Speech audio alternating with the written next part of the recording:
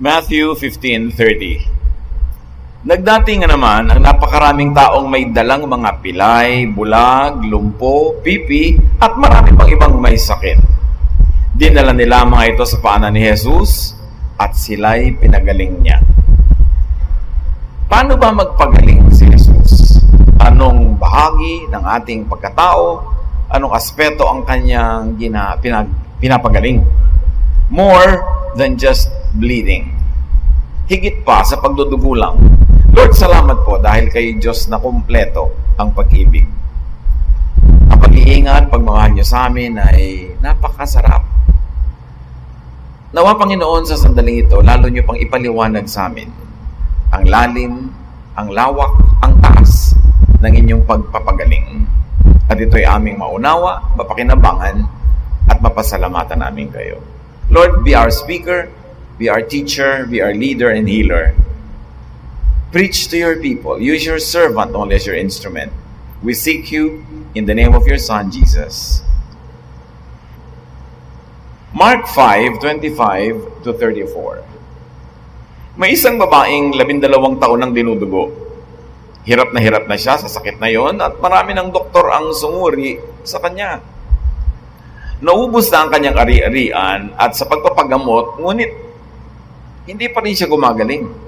Sa halip, lalo lang pang lumalala ang kanyang karamdaman. Nabalitaan niya ang tungkol kay Jesus, kaya nakipagsiksikan siya hanggang sa makalapit sa likuran ni Jesus. At hinipo ang damit nito, sapagkat iniisip niyang, mahipo ko lang ang kanyang damit, gagaling na ako. Agad ngang tumigil ang kanyang pagdurugo at naramdaman niyang magaling na siya. Naramdaman agad ni Jesus na may kapangyarihang lumabas sa kanya, kaya't bumaling siya sa mga tao at nagtanong, sino ang humipo sa aking damit? Sumagot ang kanyang mga alagad, nakikita po ninyong napakaraming nagsisiksikan sa paligid ninyo. Bakit po ninyo itatanong kung sino ang humipo ng damit ninyo? Subalit lumingon si Jesus, lumingon-lingon upang tingnan kung sino ang humipo sa damit niya.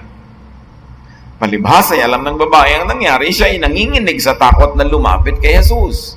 Nagpatira pa at ipinagtapat ang buong katotohanan. Subalit sinabi sa kanya ni Jesus, anak, pinagaling ka ng iyong pananampalataya. Umuwi ka na at ipanatag mo ang iyong kalooban. Ikaw ay magaling na. Babaeng dinudugo for 12 years. Yung monthly period nga ng babae, maraming hirap na hirap. Itong babaeng ito, 12 years. So 12 times 12, ang dami nun, ng mga buwan na nangyayari. And what made matters worse was that bleeding was considered by ancient Israelites as unclean, being unclean. Hindi ka lang unclean physically, meron ka pang spiritual uncleanness. There was not only a physical discomfort, there was also an emotional baggage. Therefore, bleeding also created spiritual, mental, emotional burdens, and a lot of social stigma. Ako, umabot pa sa panahon na yung mga ginagamit ng mga babae sa kanilang monthly period, pag binibili, itinatago pa yun, isinusupot. Pag nautusan ako ng mga kapatid kong babaeng matanda sa akin, tinatago pa yun na para kami crime na ginagawa. Binabalot ng tindahan, yung mga napkins na yan.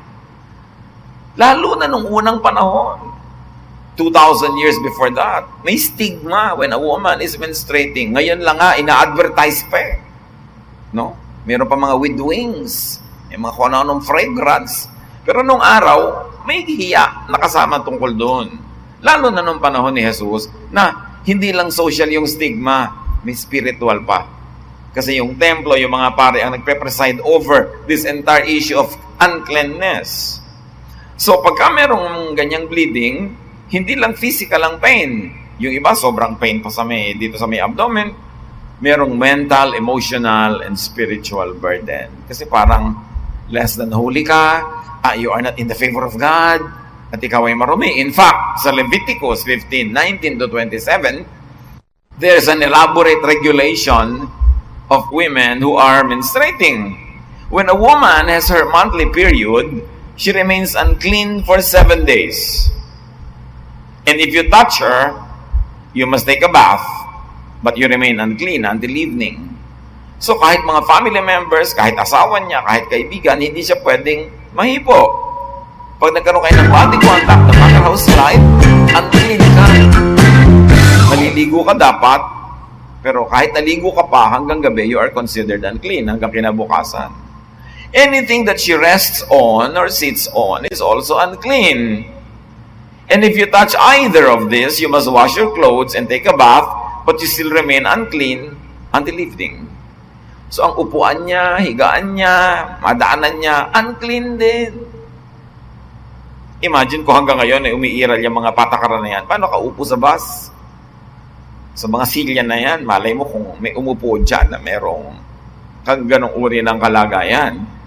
Any man who has sex with her during this time becomes unclean for 7 days, and anything he rests on is also unclean. So pati na rin yung lalaki na nagkaroon ng physical relations with a menstruating woman, unclean for 7 days, at ano man ang kanyang madapuan, maupuan, mahigaan, unclean na rin. Any woman who has a flow of blood outside her regular monthly period is unclean until it stops. You see, kahit na nga hindi menstruation, tulad ng babaeng ito, 12 years lang dinudugo, she has been unclean for 12 years.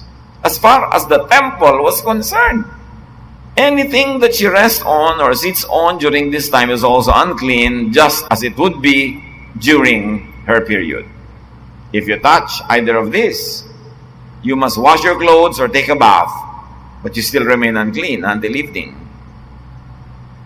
Imagine that this was going on in this woman's life for 12 years. In search of remedy and comfort, the woman suffered all the more. Lahat na ng doktor, lahat na ng mga totoo, kilala, sikat. Lahat na ng mga hindi totoo, hindi kilala, hindi sikat. Sino na lang na pwedeng makatulong, pinuntahan niya at nagkaubos-ubos na ang pera ng babaeng ito. So sumakit na ngayon pati bulusan niya. Her doctors were ineffective, inutile, and expensive. But she did not get better. She only grew worse. You can imagine the situation of this woman, miserable. Kung may kasama pang pain yung bleeding na yon, which we assume meron, then all the discomfort of having to manage her physical hygiene, and then all the emotional discomfort of having to be separated from everybody who mattered to you because you could not be touched. So pag natumba ka, baka walang sumalo sa'yo dahil unclean ka, hayaan ka na mahulog at magpagulong-gulong. It was very difficult. Now comes Jesus the healer. This woman heard of Jesus. And she had faith in Jesus. In fact, the faith was so great that she had faith just in touching Jesus. Sabi niya, mahipo ko lang kahit nakadulu-duluhan ng laylayan ng kanyang damit. Gagaling ako. And remember, a bleeding woman was not to touch other people and was not to be touched by others. Anong kapangahasan ang iniisip ng babaeng ito? Umiiral pa yung batas noon. Bawal siyang humipo kahit kanino. Bawal siyang hipuin. Tapos ngayon si Jesus pa of all people, ang pinagbabalakan niyang hipuin. Sabi niya, after all, nagpunta na ako sa lahat ng pwede kong puntahan, hindi ako gumaling. Desperate situations needs desperate measures. But if she would do that, she would break the law. She would break the religious and legal law of Israel. She would make Jesus unclean, and she would double the hardship of her situation because paano kung mapagalitan siya? But she had to do something. This bleeding woman, like every other bleeding woman, was isolated and stigmatized. And this is one of the most basic human needs. We need to belong. We need to touch. We need to be touched. And to be deprived of that human need is a grave suffering. Such social condition aggravated the physical discomfort and pain that she was already in. Spiritual, emotional, and social isolation made the burden heavier. The oppression of needless, uninformed religious regulations taking its toll. You know, the ancient Israelites, even their priests, were unaware of the science behind the reproductive system. They did not know the science behind the menstrual cycle. And anything they did not understand, they feared. And especially if there was some issue of blood, they considered unclean. So hindi naman lahat ng religious opinion nila is sanctioned by heaven, endorsed by heaven. But the priests had this very strong religious opinion about it, that it became law of the land. It became part of the traditions. It became part of the burden of women. So the woman's faith in Jesus, the woman's bold act of faith, and in fact the woman's departure from her usual doctors and departure from religious regulation and tradition healed her. Irony of ironies, nung nilabag niya ang batas ng relihiyon nila, noong lumabas siya sa kulungan ng kanilang mga kaugalian, noong tinalikuran niya ang mga kilalang doktor ng kanyang bayan, doon siya gumaling. Alam niyo, kung hindi kayo tinatabla ng anumang gamot, dapat magpalit kayo ng gamot, magpalit kayo ng protocols, magpalit kayo ng regimen, kasi hindi ito matalab. If it doesn't work, you've got to find something that works. Under the usual system, she only grew worse. Had she stayed inside the religious box of Israel, she would have bled to death. At hindi natin siya pag-uusapan ngayon kasi malilimutan na lang siya at malilibing. Sa dinami-rami ng kanyang pinuntahan, nilapitan at binayaran pa, only from Jesus did power come into the woman to heal her. The irony of ironies, ang daming irony na ng kwento na to, it was Jesus' blood that would cleanse humanity, including that woman. Kung ano ang paningin ng ancient Israel sa blood na nakakadumi, baligtad kasi ang dugo ni Kristo ang nagpalinis at nagpapalinis sa ating lahat. You see how grossly mistaken those priests were? Hindi lahat ng pinaniwalaan nila, pinractice nila, itinuro nila, talagang galing sa langit. May mga mali rin sila. Or kung hindi man outright mistake, it's because they did not know the science behind many things then. And the people of the ancient world always ascribe to the devil anything they never understood from within the context of their knowledge at that time. So, Jesus' blood would not make well unclean, but clean. It was a reversal of the Jewish beliefs. At daming binaligtad ni Jesus pag inobserbahan nyo. Pumapatay at nagpapakamatay yung mga Hudyo para sa Sabat. Sinadya pa ni Jesus sa kung kailan Sabat at siya maraming ginawang himala. Women were always ostracized, pangkusina lang. Hinayaan ni Jesus sa si Mary, maukiupo sa mga lalaki para to do what men were doing, to learn and become disciples and become disciplers, to become leaders. The children were shunned during his time, kaya pinapalayas ng mga alagad niya yung mga bata na inilalapit ng mga magulang kay Jesus. Pinagalitan ni Jesus ang kanyang mga disciples, kinalog pa yung mga bata, binless. Hindi mo dapat hinihipo ang isang patay, pero hinihipo niya yung lalagyan ng patay noong isang binata na namatay sa Nain. Ang dami. Ipinadala ng Ama sa Langit si Jesus para ituwid ang mga baluktot na paniniwala ng mga Hudyo, ng mga Israelites. Hindi lahat ng pinaniwalaan nila titinuro sanctioned by heaven. Kaya ipinadala ang Panginoon. At malinaw ang Bible, Jesus was a perfect personification of our Father in heaven. In Him, the fullness of the deity lived in bodily form. Kung merong dapat malaman tungkol sa Ama at gustong ipaalam ng Ama tungkol sa Kanya, pinadaan niya sa pagpapakilala kay Jesus. Kaya mahalagang obserbahan natin ang mga katuroan ni Jesus. Hindi siya dumating para lang pairalin at patuloy na ipairal yung mga dating umiiral na sa Israel. Ang dami niyang iniba. At hindi ka dapat maiwan sa pag-iiba na yun. At hindi ka dapat malito. So, the woman was not only healed physically by Jesus. she was also delivered from her pre-existing spiritual, emotional, and social suffering. Sabi ni Jesus sa kanya, ipanatag mo ang loob mo. In other words, hindi lang pinagaling ni Lord yung physical bleeding, even the bleeding of her heart in an emotional way was healed. Kaya sabi niya, ipanatag mo loob mo. Yang katawan mo, galing na. Pero yung emosyon mo, natatakot ka pa. Nanginginig ka pa. Ba't ka natatakot? Kasi nasa utak mo yung law ng mga priests na bawal humipo, bawal mahipo. Natatakot ka na break yung isolation. Huwag mo ikatakot yan. Ako ang nagpagaling sa'yo. Kung masama yung humipo, di dapat di kita pinagaling. At kaya, sinabi ni Jesus, sino ang humipo ng damit ko? Sabi naman ng mga clueless yan ng mga disciples, dami-daming tao, tatanong nyo kung sino, dami-daming ang humihipo. Alam naman ni Jesus kung sino. Gusto lang niyang makita ng lahat kung sino yung humipo at kung anong gagawin niya sa humipo sa kanya, na bleeding woman.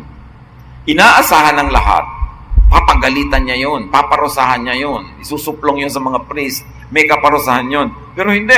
She was affirmed. Sabi ng Panginoon, ipanatag mong kalooban mo, talagang confirm na, galing ka na, sige na, umuwi ka na. Ipinakita ni Jesus na hindi niya in-implement yung law against touching other people when you are bleeding. Hindi lang yung bleeding ang pinigil niya, kundi yung hirap ng loob, yung guilt ng babae. Kasi kung hindi nangyaring itinanong ni Jesus, sino humipo sa akin at hindi niya na-affirm yung babae na okay lang ginawa mo, uuwi yung babae, gumaling nga yung katawan niya, pero may guilt. May pagdadalawang loob at may takot. So yun man, inalis din ni Jesus. Nakita niya kung gano'n siya ka-thoughtful na healer. The woman was not only healed physically, she was also delivered from possible guilt feelings for breaking the law and the tradition of Israel. What is very clear here is that Jesus sets free from needless guilt. Kaya nga kahit ngayon whenever I get invited to speak before, let's say, the Hospital Directors Association of the Philippines or the Philippine Hospital Association or kung ano-ano pa ng mga nasa medical field, I always appeal to them to deviate from the Western style of healing and medicating people. Kasi si Jesus, at tayo man sa ating culture, because we are an Eastern people, we look at the total person. Alam niyo na siyempre sa Western medicine, gagamutin ko lang yung atay mo, wala akong pakialam sa puso mo. Diba? O kailangan ihiwalay ka kasi may sakit ka, nasa isolation room ka, wala akong pakialam na mamatay ka sa lungkot. Naghihingalo, eto nag-aagaw buhay ang nanay ng isang pamilya, dadalhin sa ER, bawal pumasok, isa lang ang pwede. Isa lang, ito kaming anak. Paano kung mamatay ang bigla? Hindi kami kasama. The most important moment ng buhay niya, yung malalagutan siya ng hininga, dapat naliligiran siya ng mga mahal sa buhay. Bawal pumasok, isa lang ang pwede. Kaya kung anong palusot ang ginagawa ng mga tao para makapasok sa ER.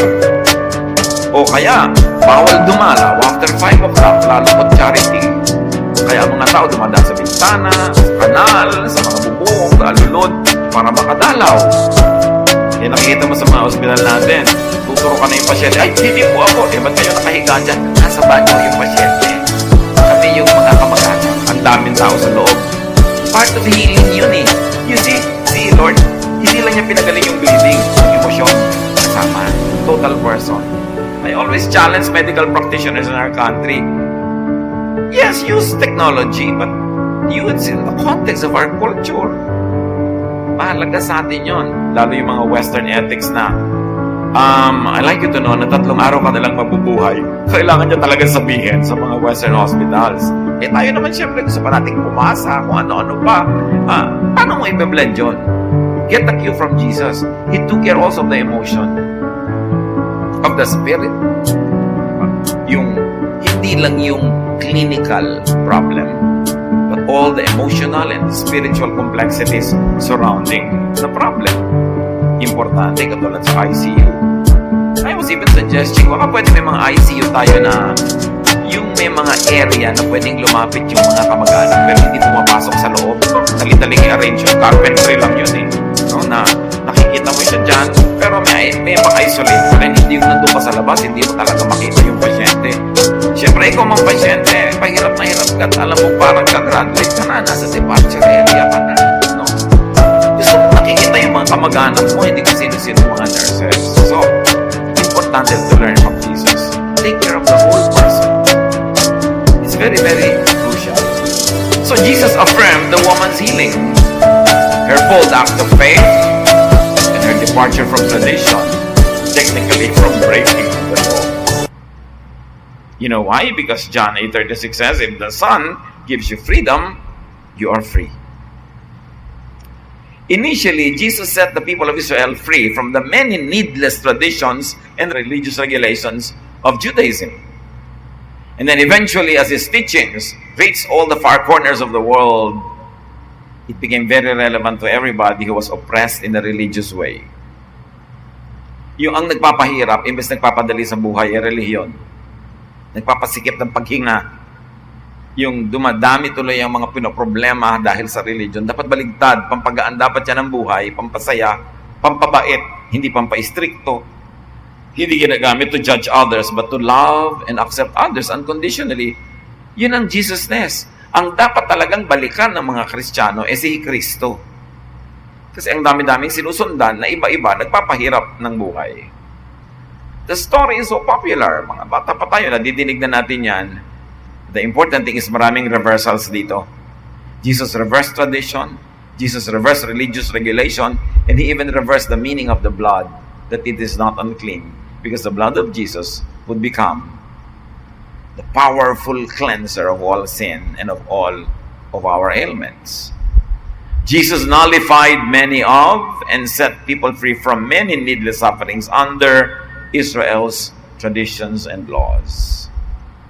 At ang mga informed, mga mulat, enlightened Christians today should do the same. Set themselves free from the needless traditions of Israel and the needless traditions even of the Christian church that has been developed and flourished in the last 2,000 years.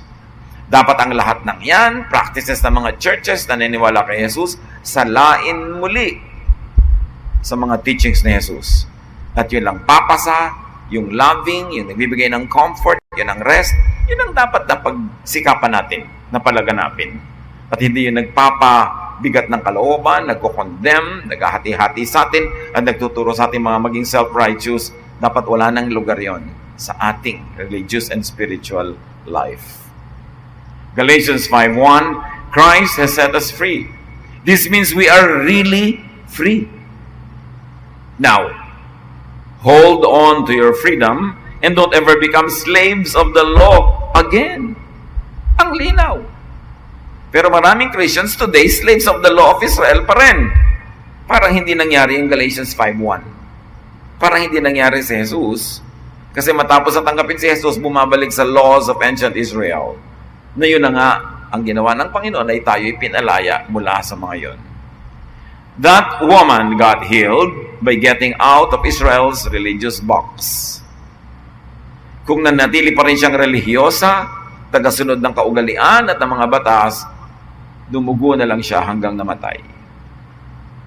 Galatians 5:4-5, and if you try to please God by obeying the law, you have cut yourself off from Christ and His wonderful kindness.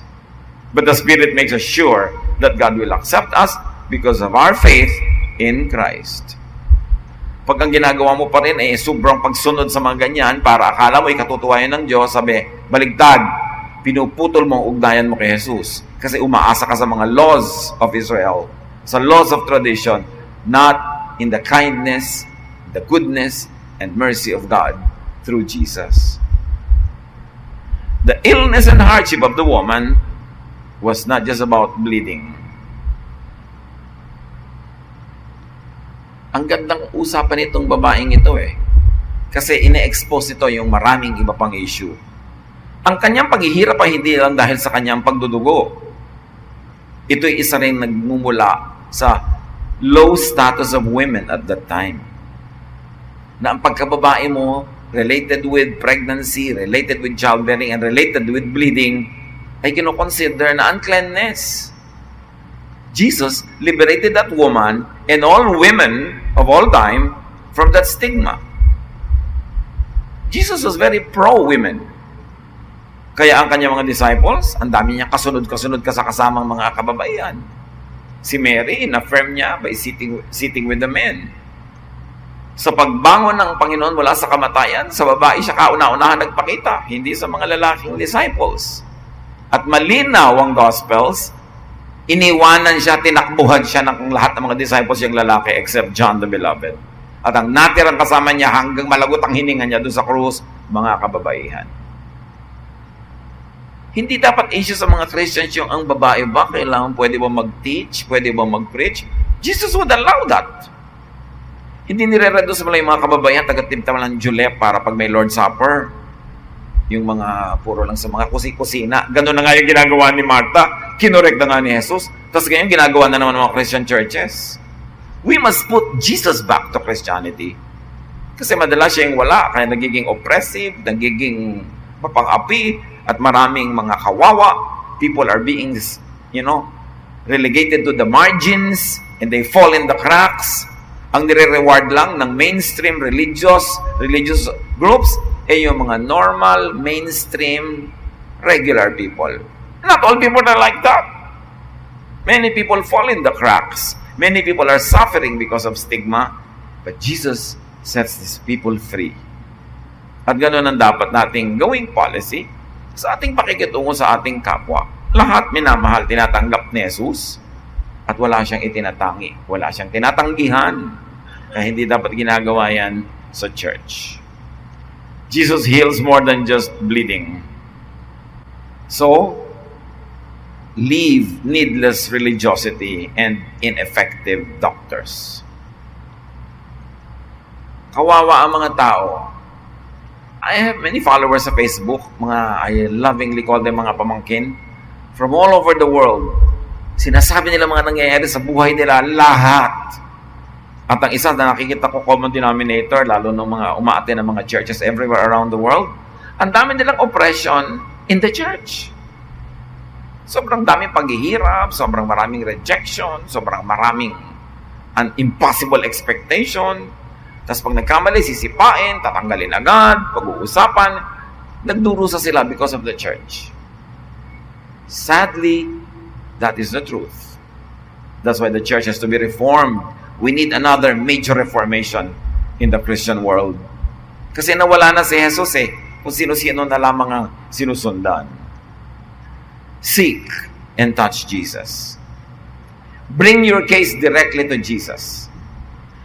Ang dami nagtatanong sa akin, Tito, Pastor, Kuya, kasalanan po ba itong ginagawa ko? Hindi ko naman mapigil-pigil, hindi ko matiis-tiis. Masama po ba itong ginagawa ko? Yung ganito, ganyan-ganyan, ang dami.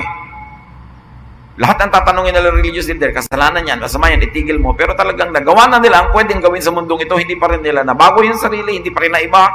So mabubuhay na lang sila lagi sa pagtatago o sa guilt? Sige, you know what? Huwag ka na magtanong sa mga religious leaders. Bring your case directly to God.